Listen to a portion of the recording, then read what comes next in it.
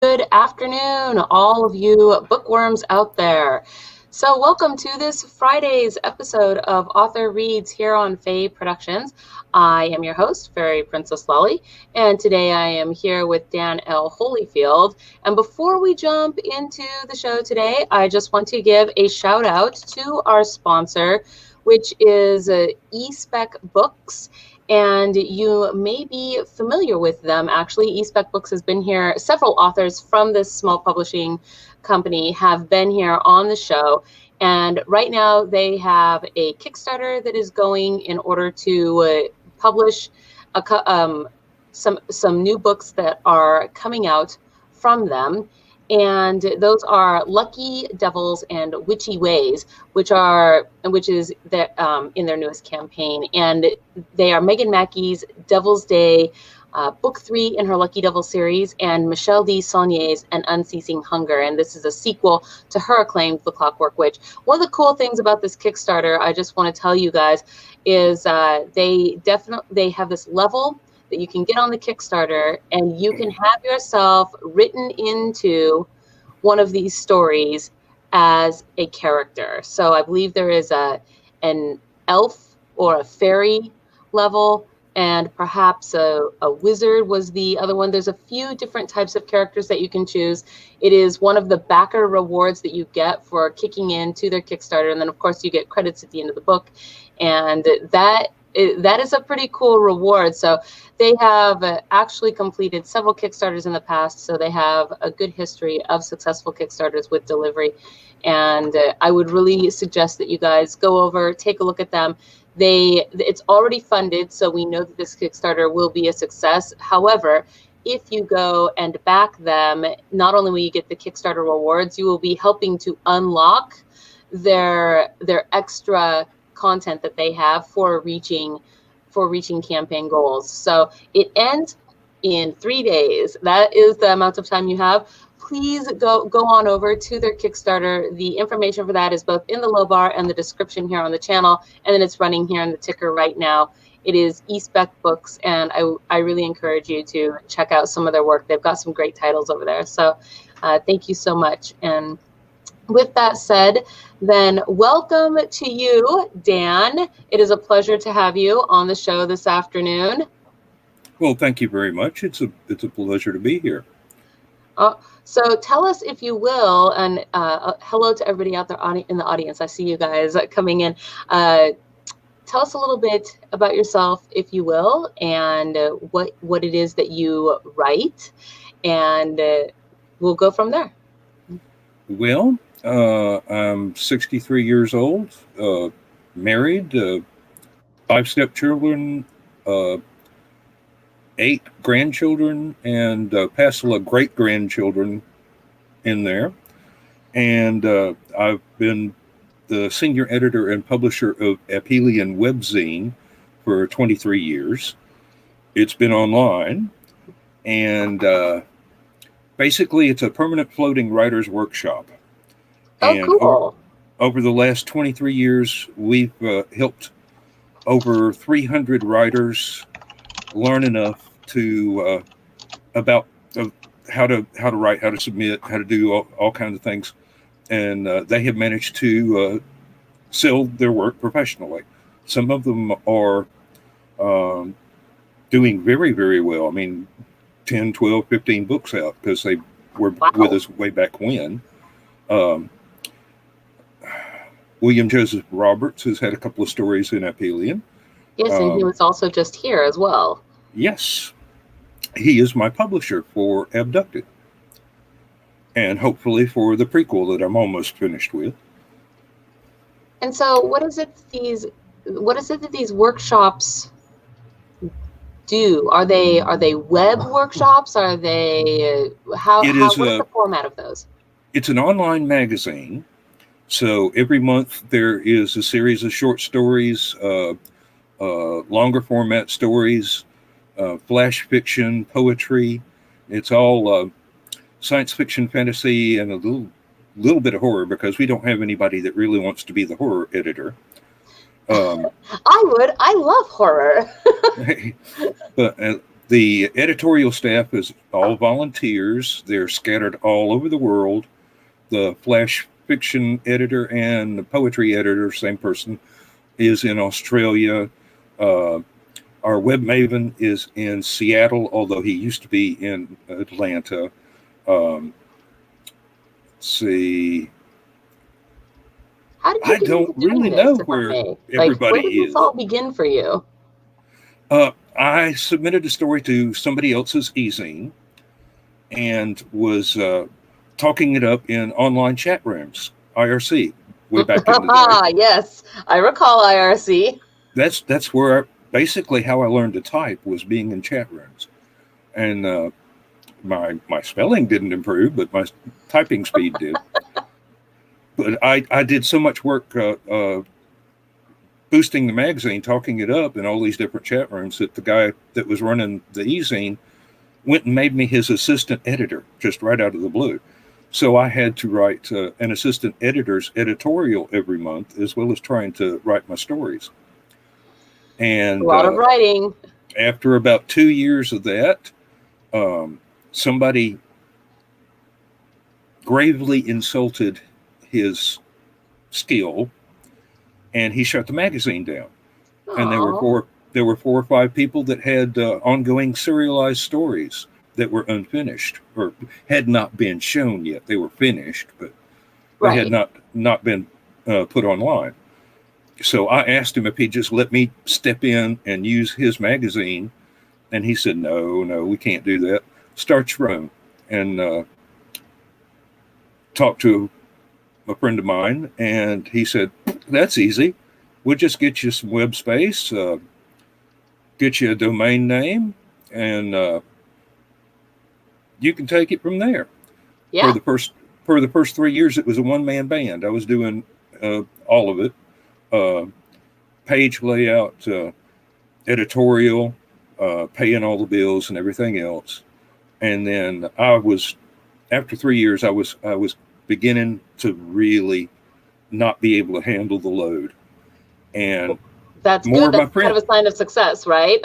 Well, more of my friends stepped in and said, look, we'll be the staff.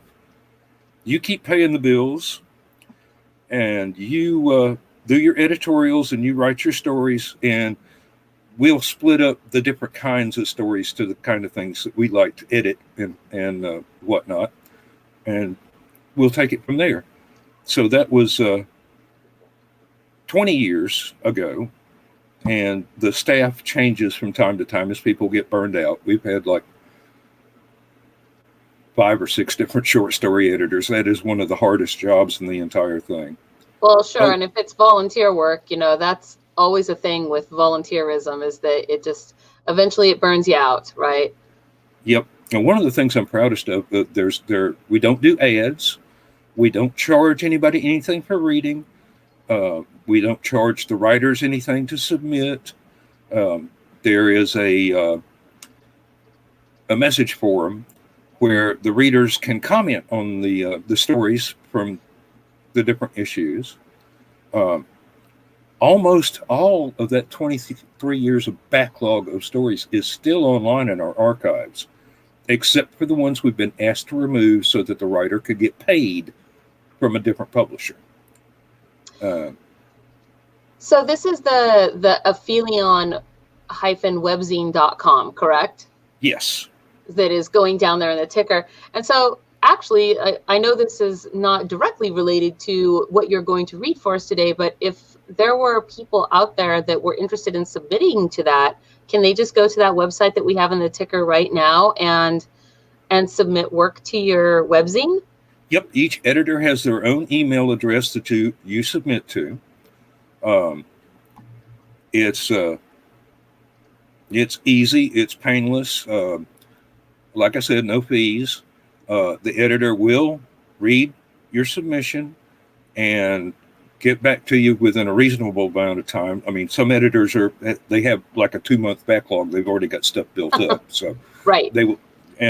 They will make suggestions for editorial changes or just any helpful hints they can, and work with you till you get the story as best as it can be at your present skill level, and then help you build your skill level up higher so that you can do even better on the next story. It's kind of fun. No, that's actually very cool. A little surprise discovery there. I didn't really realize that before you started talking. I was like, oh my gosh, that may be quite relevant to some of our viewers out there. So with that said, though, what book are you bringing to read to us from today? And can you tell a little bit about that book? Well, it's called Abducted. It's published by Three Ravens Publishing, and William is part of that. Yes. Basically, I followed them on Twitter. I wrote it. I wrote it 20 years ago, and put it online. Had it illustrated. I did a lot of the illustrations myself. A artist friend of mine from the chat rooms out in Texas did a cover illustration for me.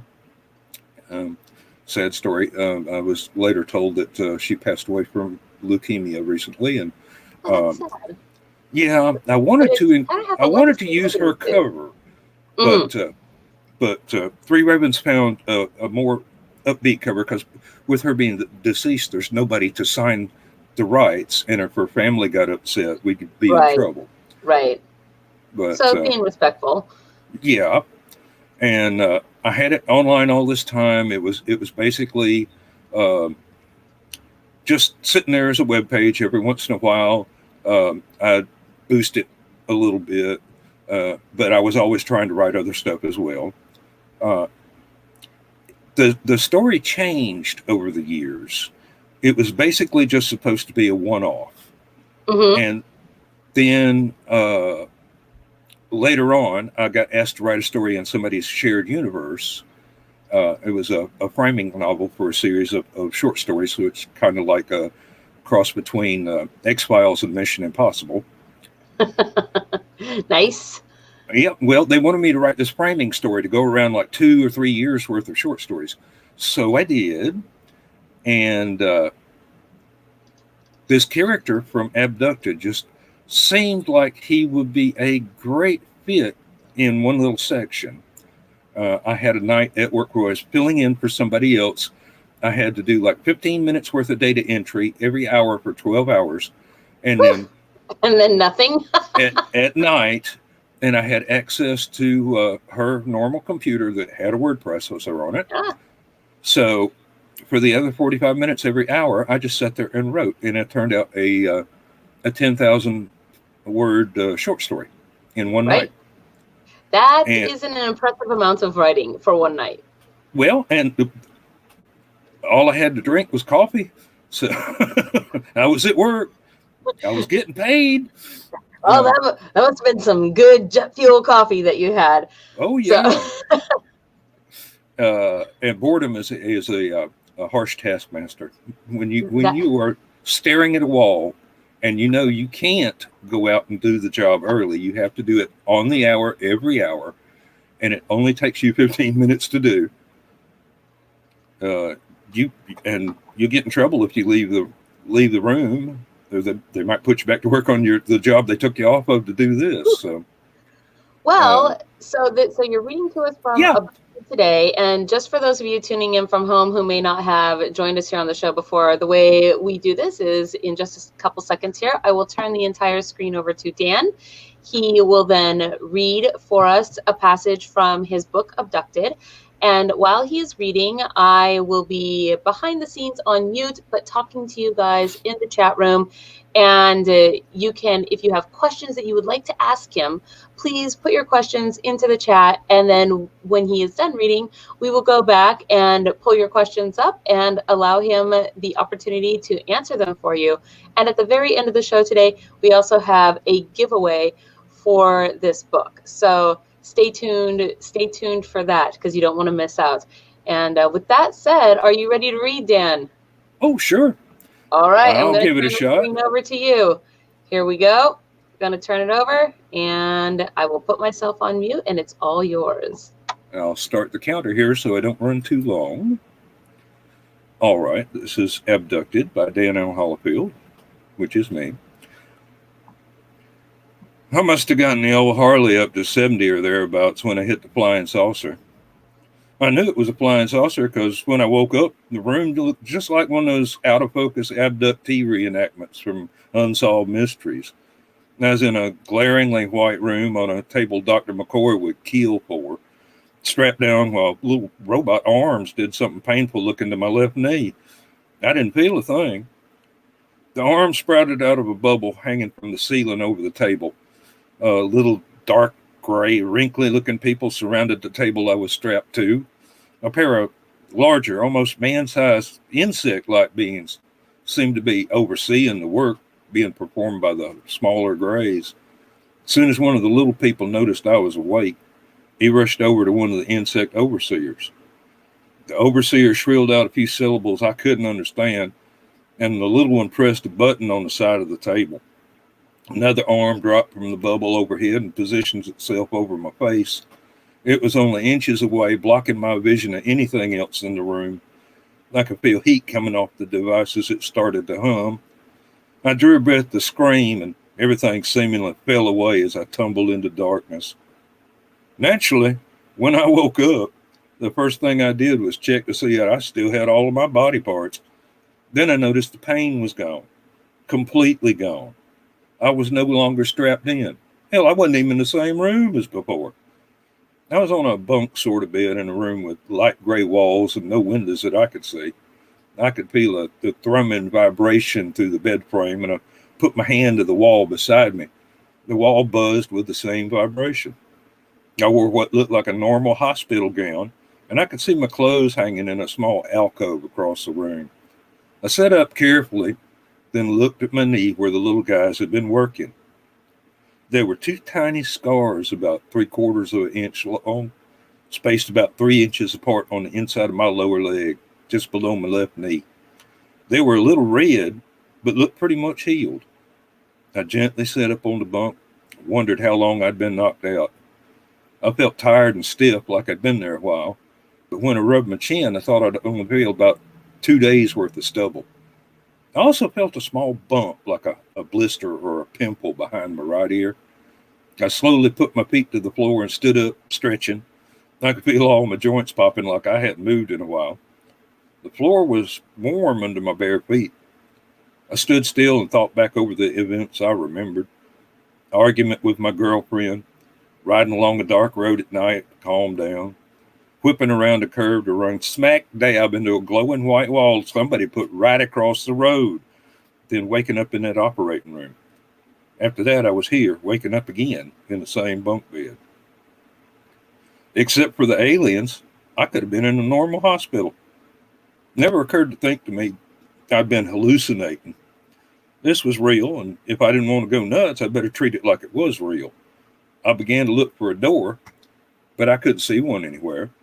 I walked over and checked out my clothes in the alcove. Somehow the hospital gown didn't seem quite enough to be wearing, especially when I realized it was all I had on. I saw my pants leg had been cut open along the inseam of the left leg and then repaired. There was only one seam on the right pant leg, but two on the left. My adamant t-shirt was all right, and my leather jacket only had one scuff mark that I'd never seen before. Looks like I cut a flip while flying off my bike, and I'd landed on my shoulder.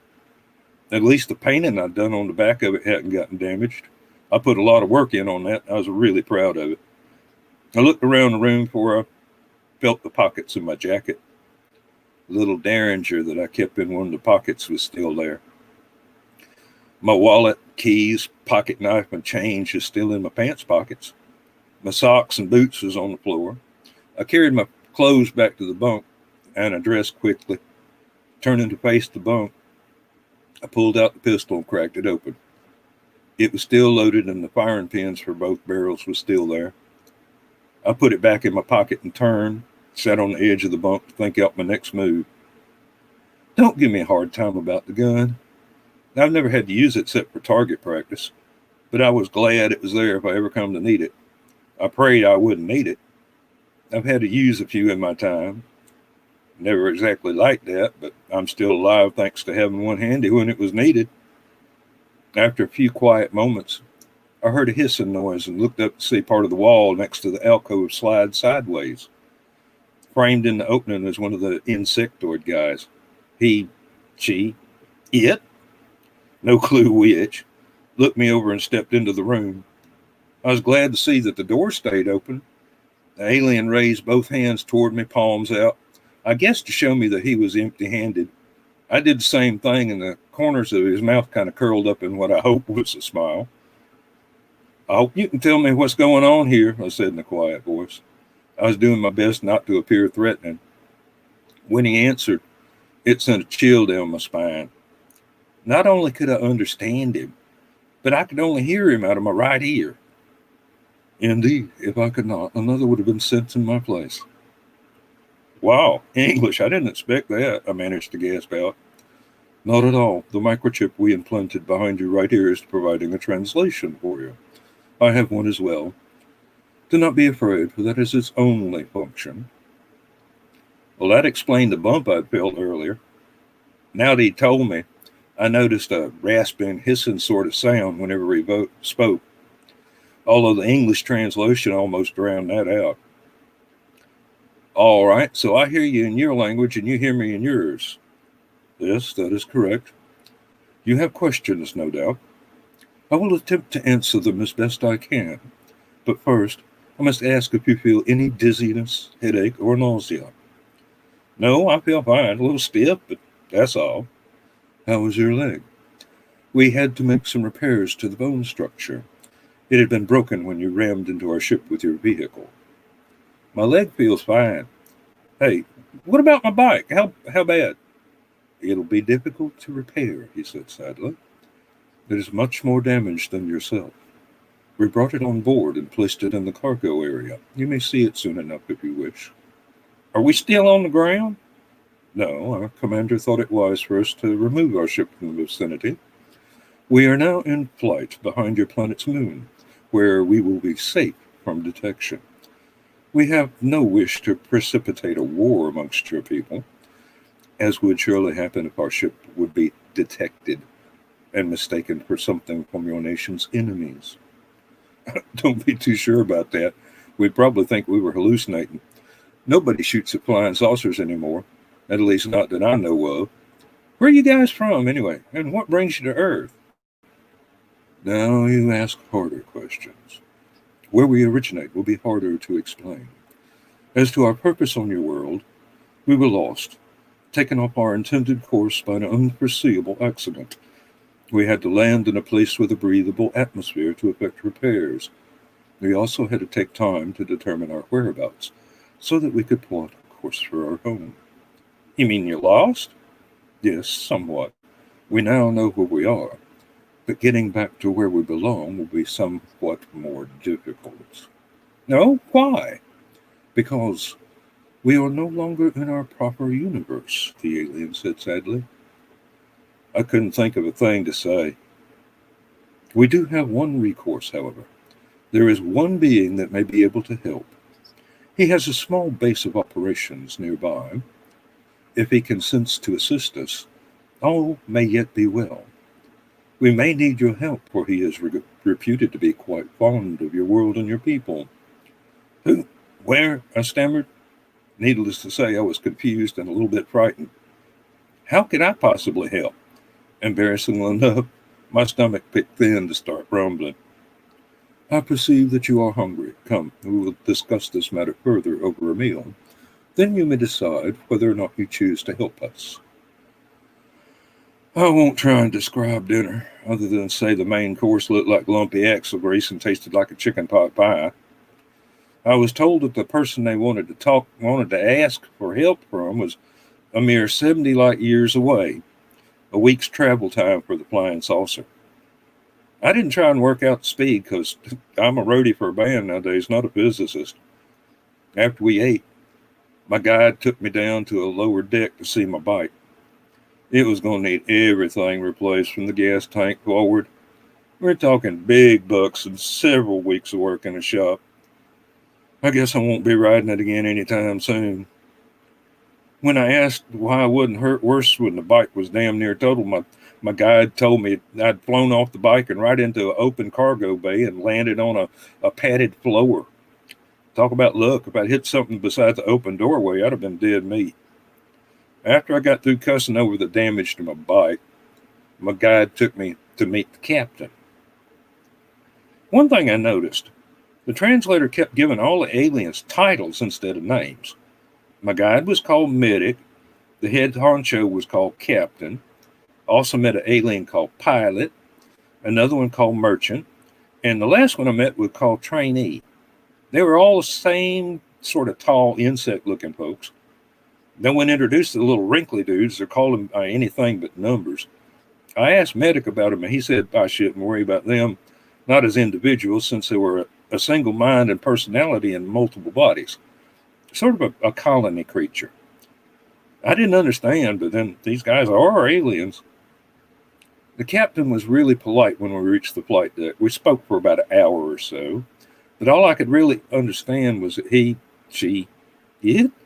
I was certain that I could help negotiate with whoever it was they wanted help from. I thought it over and decided to help. After all, I did owe these guys for fixing me up, and I had no pressing reason to go home. I mean, my woman was pissed at me, my job was kind of dead-ended, and worst of all, my bike was in a mess. What did I have to go home to except for more arguments, finding another job, and scraping up money to fix the bike? As soon as I agreed to help, Pilot started us off on a trip to a star they called Antooth and a planet they called Bethdish. I spent the next week teaching Medic and Trainee how to play blackjack and poker with a pack of cards out of my bike's saddlebags. Merchant set in on a few games, but all he wanted to talk about was how to get the rights to market decks of cards from Earth. By the time we got where we were going, Trainee was shaping up into being a real card shark. One day, Medic took me up to the flight deck to watch our approach into orbit of our destination. I could see a planet getting larger on the big TV screen. Pilot sat at a control panel in front of it and looked like something like a wraparound mixing board. Captain, I estimate landfall in 1 hour, said Pilot. Excellent, Pilot. Good job. Begin transmitting the signal to the museum keeper. Remember to keep us away from the spaceport. We don't wish to land there. Swing us around wide so as not to call attention to the museum keeper. He has gone to some trouble to preserve his privacy, said the captain. Captain, I am receiving several signals. I will exclude each as they are identified. There are many ships orbiting above the planet's spaceport, with much shuttle traffic to and from those that lack landing abilities. I should be able to shield us from the port authorities. They will be quite busy with traffic in any case, said Pilot. I was starting to get bored with the wait when Pilot reported a signal from someone who said they represented the fellow they were looking for. We were told to set a course for the supplied coordinates and hold a position there. When the aliens weren't busy, I butted in and asked what was going on. We have reached the specified coordinates, Captain, and I have established station keeping. There are no ships in the vicinity, but sensors are showing some strange readings. What are we doing here? I'm not certain, said Medic. We were told to wait here to be contacted. I expected Captain to have us land near the museum, but the museum keeper seems to have other plans for us. Captain, I'm detecting the buildup of some type of force field surrounding the ship. Sensors indicate that a breathable atmosphere is forming within the field. Fluctuations in the field seem to indicate that we are now undetectable from the planet. Are we being hidden from the port authorities? Asked the captain. Truly, the museum keeper must have great technologies at his disposal. Continue station keeping and restrict sensor scans to the limits of the force field. I believe we should soon meet the being that we have sought. Or our maker, muttered Trainee nervously. I wish you guys could tell me what's going on. This is making me nervous. We do not know what to tell you, said the captain, except that we should be in no danger. I would have had less trouble believing him if I hadn't been looking out the windscreen and seen all the stars blank out like somebody turned off a lamp. What? I began. Captain, interrupted Pilot. The field has gone opaque, and instrument readings indicate that we are moving at great speed, moving away from the coordinates where we were to wait. What are our course and speed? Asked the captain calmly. Course and speed unknown, Captain, said Trainee. The field is preventing further sensor readings, said Pilot. Continue station keeping within the force field. Yes, Captain. And continue sensor scans. I want to know the instant that we can detect any change in the field. Yes, Captain.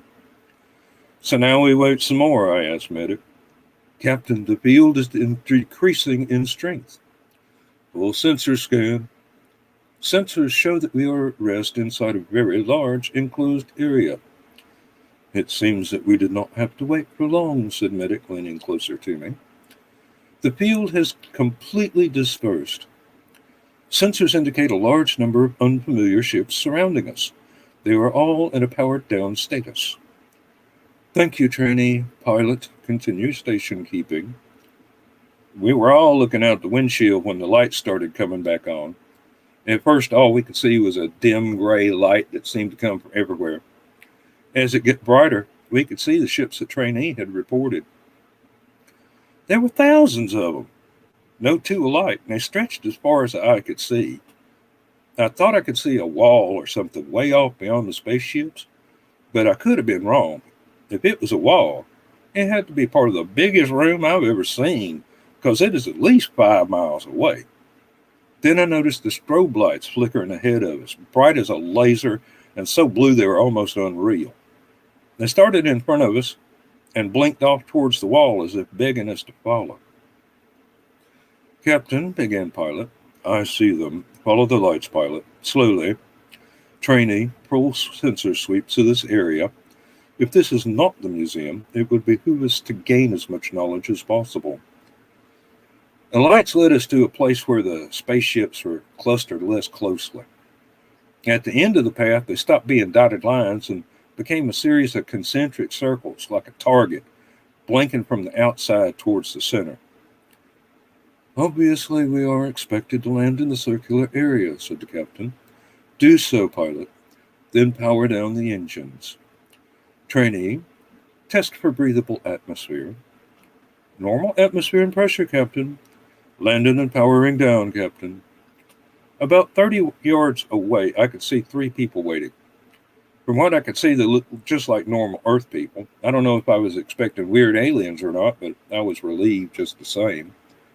The captain looked at me and said, Come, let us go meet our host. Medic, accompany us. Everyone else will stay on the ship unless I summon you. I was goggle-eyed as we went down the ramp to the floor. All those ships. There were hundreds of them.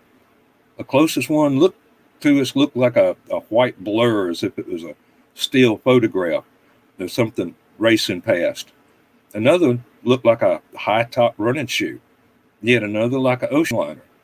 I couldn't possibly see them all, much less describe them. I concentrated on putting one foot in front of the other and keeping my knees from wobbling as I walked. I looked at our hosts and figured the one in the middle was the man we came to meet. On his left was a tall, stern-looking guy, and I wouldn't want to get mad at me. And the other was a smiling, crafty-looking guy that reminded me of some concert promoters that I've met. You know, always figuring the angles to make sure he came out with the best part of any business deal. The man in the middle was average size, wearing a gray collarless suit and a dark blue pullover shirt. He stepped forward and returned the captain's bow. Welcome, he said. I received your message. How is it that I may help you? He sounded vaguely British. I am the collector. It is not often that we receive visitors here in the museum, but your message spoke of an urgent need. I'm flattered that you believe that I can be of some assistance. Please excuse the method of transporting you here, but I value my privacy. Thank you for respecting it with your compliance with my instructions. I am captain of the vessel Inquiring Lady, said the captain. This is Medic, and this is Darby, Tom Darby, I said. Pleased to meet you, Mr. Collector. Not Mr., thank you. My title is simply Collector. He smiled as if it was a private joke. These are my associates, Maxwell, he said, indicating the stern-looking guy. And this is Giles Thornby. Thornby gave a little bow and grinned from ear to ear. How can I be of service to you, gentlemen? My vessel has committed a crime against this earth-human Tom Darby, the captain said as my jaw dropped. We have caused him injury and taken him away from his world. The injury was accidental, but that is no excuse. We have come to ask for your help to restore him to his proper place and ourselves to ours. We have somehow crossed timelines and entered into a universe that is not our own. And in the process, we have injured Tom Darby. I pledge myself to your service in exchange for your help in correcting the damage that we have done, and for the safe return of Tom Darby to his world, and my crew to their proper timeline. My life is forfeited is the price you require. Oh my giddy aunt, shouted the collector. All right, that's 20 minutes. And I need to take a bio break. All right. And I will be right back. Yes, absolutely. So there are a whole bunch of, Yes, I was just going to let you go ahead and do that. And all right. Okay. So Dan will be right back. He is just going to take a little bit of a break here. And so I will put myself on the screen for you guys. That way you don't have to stare at half of a blank screen. But no, there were a bunch of questions. And so that's great for those of you who may have just been joining us. If you guys have any questions that you want to ask, you have a brief moment here to ask those questions while Dan is off, I think, getting a little bit of a drink because he just got done reading. And I see a bunch. I'm excited to ask these questions from the audience. Now, for those of you who don't know, we'll do a few round of questions here. And then when we are done with those, we will go on to the drawing at the end of the show. And the drawing will be for a copy of this book that he is reading from. So I hope that you guys will stick around to be able to do that. We have 15 minutes till we are all done. And my goodness, where am I even going to start with some of these questions? Let's see. I'm kind of looking at what you guys have said here in the comments. And let's see. They're like, they have such a wide range of, and so, oh, here he comes. Never mind. I will hold that thought and we will bring him back on screen. Okay. Hello. Welcome back, Dan. Okay, so there are a bunch of questions, and I was kind of looking at them just off to the side here because they cover such a gamut, actually. So I think I'll just scroll all the way back here and find the first one that I can, and let's see. So it was, here is the very first question, which probably should be simple to answer, which is from William Joseph Roberts. The question is, when is the next Tom Darby story going to be ready? As soon as I finish working on this last chapter,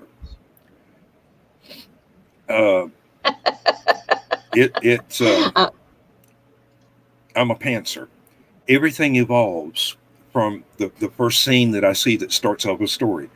And I just go with it. And after a while, the characters start telling me what they're doing and what they're saying, and I'm no longer writing. I'm taking dictation. So, okay.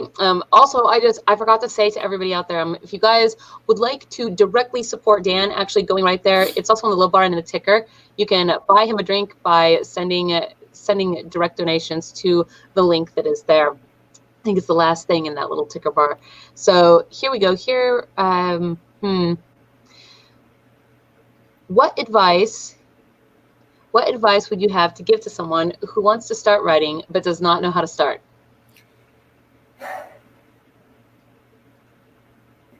Get yourself a word processor.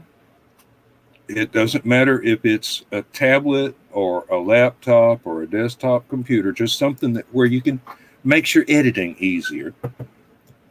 Sit and have a daydream, write it down. Decide what happens next when the daydream you finished writing that, or decide what came first to lead them to that point, and then just keep going. Uh, don't stop till you've told an entire story. It doesn't matter if it's 1,000 words or 100,000 words.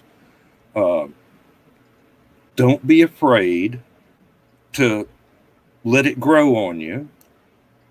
Don't get frustrated when the words stop coming for a few weeks. That happens all the time. It happens to everybody. That's true. And when you're done, edit.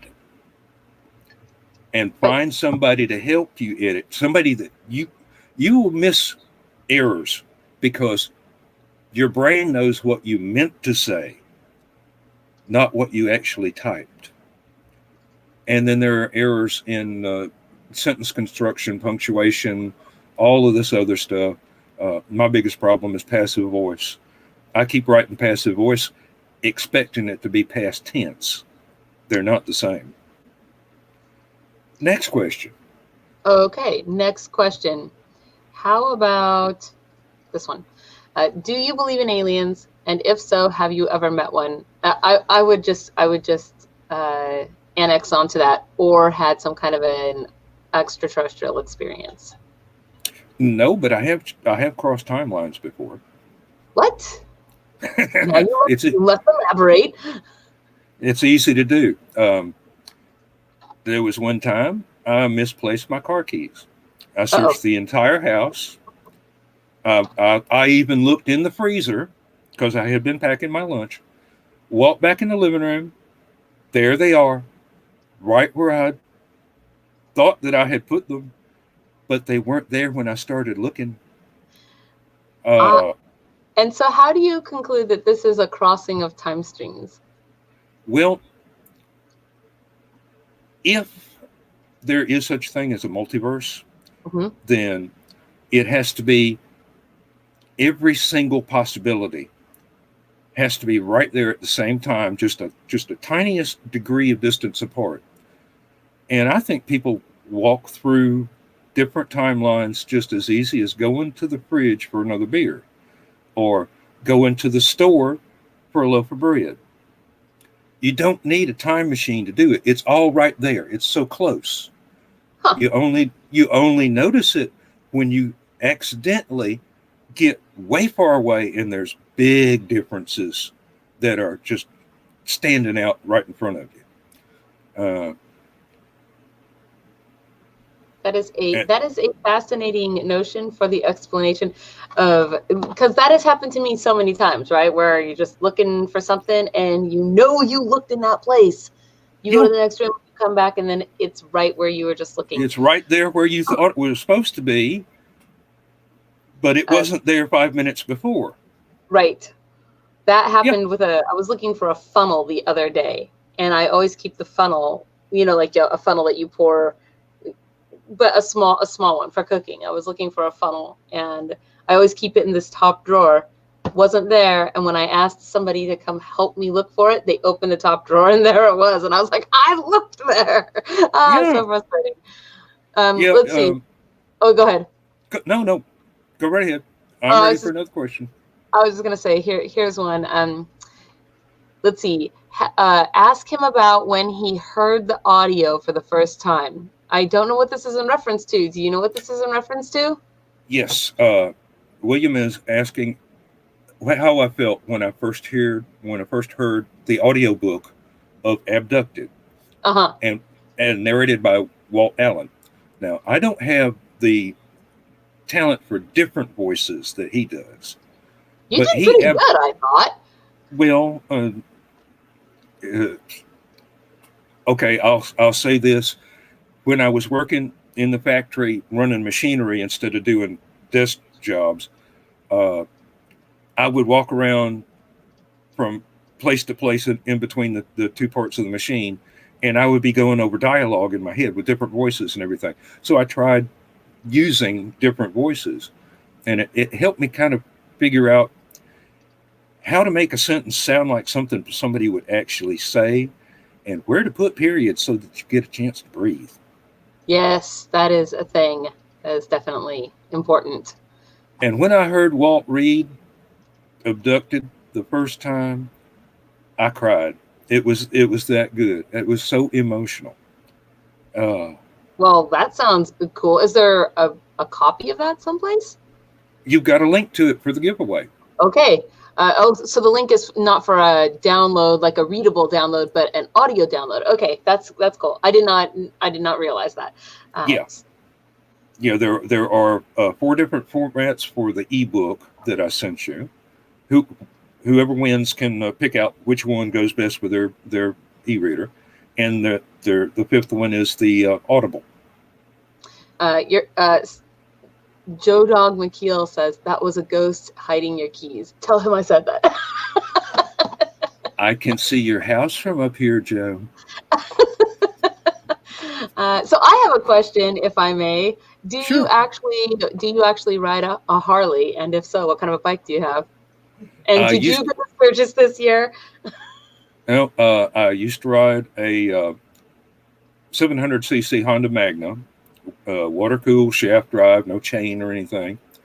I went out to see the lady that did the proposed cover artwork for Abducted. She was living in Texas, Mm-hmm. and I was living just outside of Athens, Georgia. So I hopped on the bike and I went 18 hours between Athens and Denton, Texas. And then my second wife was on vacation in Ocala, Florida, and we went to Daytona. So I rode from Dallas to Daytona in 24 hours flat. I only stopped for gas and food. I did not sleep until I got to her apartment. No sleep till Brooklyn. Exactly. Powered through. And then I had to ride 11 hours back up to get to my own house. And you were not going the speed limit, buddy. Well, you get behind a truck or somebody with a radar detector that you can see through their rear windshield, and you stay far enough back. And after that, I parked the bike. One long road trip burned it out of me. That is a pretty long road trip. Yeah, and I still have the bike, but it's rusted shut now. It won't do anything. But Tom Darby's motorcycle accident happened to me. Oh, wow! Except you have to replace the flying saucer with a drunk driver and taxi cab.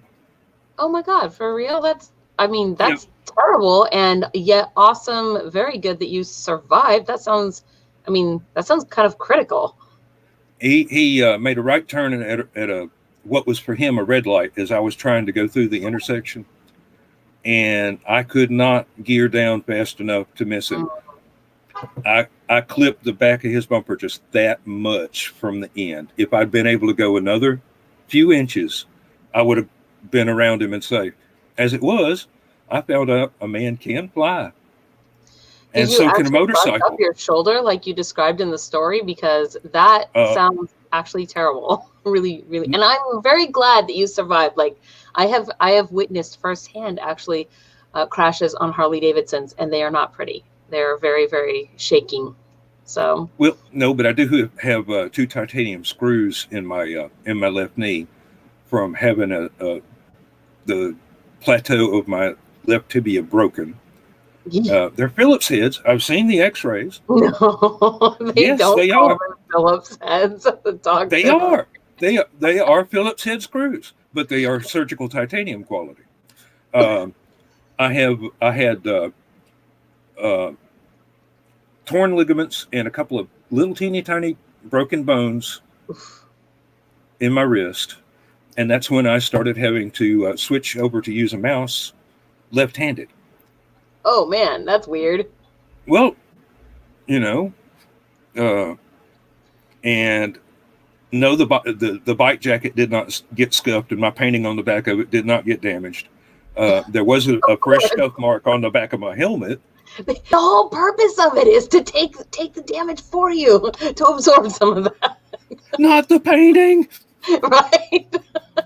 It survived. Well, it is 2:56, so we're kind of coming up here on the end of the show, which means it's a drawing time. So for those of you who are wanting to enter the drawing, well, I'm going to do it live here in just a few minutes. Put your name into the comments right now. Now is the time. Just type your name. I will add you to the list, and we will do the drawing in just a couple of minutes. I usually give people a couple minutes, and also because sometimes there's a little lag, so I want to try to get everybody's name on there. And this is for an audio version of Abducted, which is the book that you read to us from today.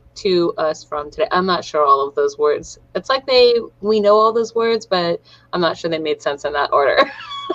Made perfect sense to me. Well, and then also on our Patreon, if you are a member of our Patreon, and you can, for as little as $1 a month, you can get access to the Patreon bonuses, of which we will have some surprises coming out after the show today. So I don't want to reveal what those are, but you can unlock those, and you can unlock all of the past bonuses from our previous authors of other weeks. So, okay, I see Newt, I've got you. Joe Dog, I've got you. Let me get you guys on the name list here. Okay. And Joe Dog. Oops, I can spell.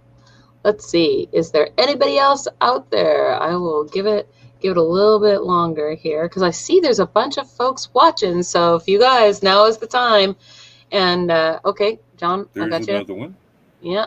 And I just want to say too, if you guys decide that that you would like to even give it away as a gift to somebody, perhaps audiobooks aren't your thing, but somebody who loves them, you can always give them away as gifts. And believe me, with everything going on, everybody needs a little bit of an uplifting. Let's see.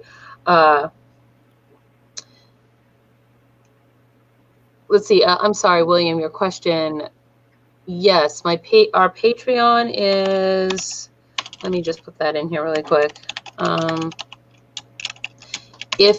So all of our Patreon members get an automatic entry into the drawing, such as we will have today. And if you happen to be a Patreon member and also be commenting here in the comments to enter, you'll get a maximum of 2 entries. Otherwise, you'll just have the 1 entry from here in the comments, or the 1 entry from being a Patreon member if you're on Patreon but not currently watching. So I think did I explain that correctly? I mean, I know I explained it correctly. Did I explain it coherently? Is a better There you go. That's what I'm looking for. So sharp as a laser and just as finely focused. Right. Also, all of the links as well for places that you can pick up Dan's books. You can actually submit your own writing if you want to his his e-zine, his website. All of the links for that are in the low bar, as well as the links for our sponsor today, who has the cool Kickstarter going so that you can be written into a story as a character. All of those links are also in the low bar. And of course, links for us here on the show. If you happen to be watching, you're an author and you want to be on the show, we have a sign-up form in the low bar as well. And please feel free to check that out. So I invite you to do that. Do you think we're ready to do the thing? The drawing. Here we go. I'm going to pull up first I'm going to take this down here. Whoop, here we go. We're going to put you back up here. Yay. And let's see, we'll put your information here. And let's pull up our screen. I always love doing the drawings. These are fun. Here we go. So the way this works is I will put all of the names here onto the random name picker. And then because there are more than 50 of you, then the random name picker will pick 50 random names off this list right here that you can see me doing. And scroll up. So it will pick 50 of these, and then we will spin the wheel and see who wins. Joshua Donovan is the winner of today's drawing. So congratulations, Joshua. You are one of our Patreon patrons, so I know that you're going to be happy to discover that you have won this when you get the news, unless you're out there currently, which you may be. If you are, hi, Joshua. So I think that is everything today. Now, Dan, is there anything that you would like to say to everybody before we let you go for Friday afternoon and hopefully a good weekend?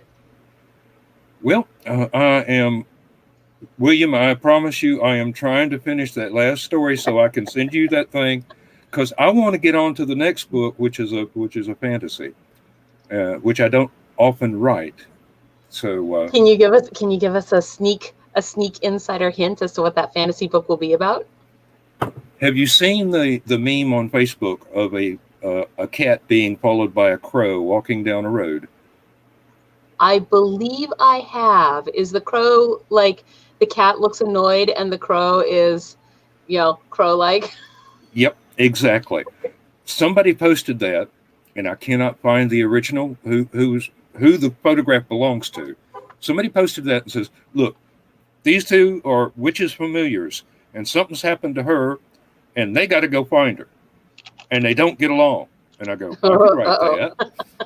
That sounds. I could write that," awesome. and I did. I built an entire world around it. Well, that is actually pretty fun. I like that it was just like this one meme, and now it's going to inspire a whole entire book. So, well, yeah, all it takes is a daydream. Right? Hey, that is true. You sit down and you write it down, and then you go from there. All right. So, with that said, we will let you go this afternoon, and if you guys like, pop on over to the Patreon where there's going to be the special content bonus, and go check out Dan's work on Amazon where you can follow him as an author and then also purchase his works there. And if you purchase his works, leave a review. It helps the indie authors so much. So, I had to get really big and intense right there just to drive the point home. All right, Dan, thank you so much for being on the show this afternoon, and I hope you have a great weekend. It's still sunny here where we are, although the weather is now starting to cool. So, oh, it's gloomy and threatening right here. Can I do two short things? Okay, shout out to the Squirrel's Nest and Three Ravens Publishing. Shout out to Stupid O'Clock and Armchair Rocket Science. I know y'all are here. All right. Well, that is awesome. Have a good one.